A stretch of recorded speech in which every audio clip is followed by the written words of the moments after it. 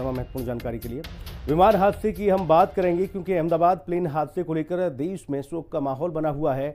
हर कोई ये जानने की कोशिश कर रहा है कि आखिर कुछ मिनट के भीतर ऐसा क्या हुआ कि टेक ऑफ करने के बाद ही प्लेन क्रैश हो गया।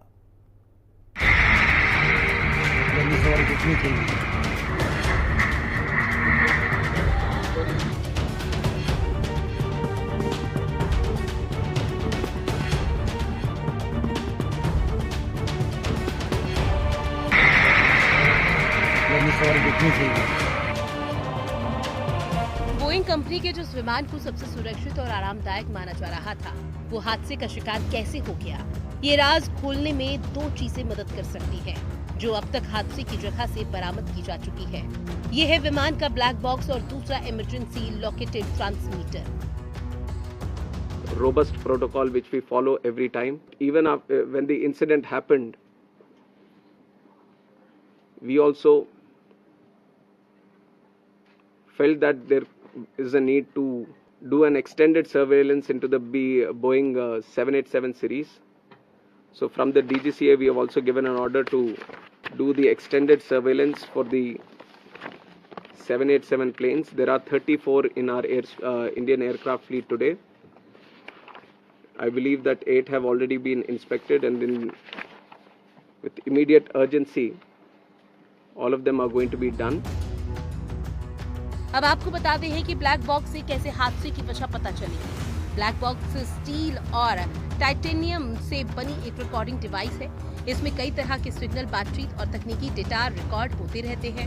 इसमें दो तरह के रिकॉर्डर होते हैं, एक डिजिटल फ्लाइट डेटा रिकॉर्डर यानी कि DFTR और दूसरा कॉकपिट वॉइस रिकॉर्डर यानी कि CVR। CVR कॉकपिट में होने वाली पायलट और उसके सहयोगियों के बीच की बातों को और कॉकपिट की बाकी आवाजों को रिकॉर्ड करता है। ये रेडियो में हो रही उन बातों को भी रिकॉर्ड करता है जो कॉकपिट और ATC यानी कि एयर ट्रैफिक कंट्रोल के बीच होती है। DFTR कई सारे डेटा जैसे विमान की स्पीड, ऊंचाई, प्लेन का वर्टिकल मोशन, उड़ान के ट्रैक को रिकॉर्ड करता था। साथ ही इंजन की जानकारी जैसे ईंधन का फ्लो और थ्रस्ट जैसी जानकारियां भी स्टोर रखता है। ये भी साफ हो चुका है कि विमान को जमीन से 625 फीट ऊपर जाने के बाद जरूरी थ्रस्ट नहीं मिल पा रहा था कि वो ऊपर उड़े। यह बात पायलट सुमित सब्रवाल के आखिरी संदेश से साफ हो जाती है, जो वो कह रहे हैं, विमान ऊपर नहीं उठ रहा, थ्रस्ट नहीं मिल रहा, अब हम बचेंगे नहीं।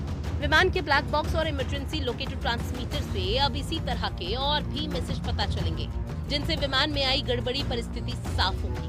उधर इस हादसे के बाद जो सरकार एक्शन मोड में है, डायरेक्टर जनरल सिविल एविएशन ने ड्रीम लाइनर विमानों की कई तरह की जांच को अब और जरूरी बना दिया है। अब हर ड्रीम लाइनर विमान की उड़ान से पहले उसको 9 तरह की जांच की जाएगी। इसमें इंजन और फ्यूल सिस्टम की जांच शामिल है। जो एक्सपर्ट अभी तक इस विमान हादसे की संभावित वजह बता रहे हैं, उनमें एक ये भी है कि विमान के दोनों इंजन फेल हो गए थे। Mayday call is international distress call for innovation and basically बहुत सारी कॉल्स होती हैं, उनमें से Mayday कॉल होती है इमरजेंसी के लिए, एक्सट्रीम डिस्ट्रेस के लिए। और जब पायलट को हर तरीके से प्राथमिकता चाहिए, तो जब मैं Mayday अनाउंस करता हूं तो मैं इमरजेंसी डिक्लेयर कर रहा हूं कि now I am in emergency, I need help.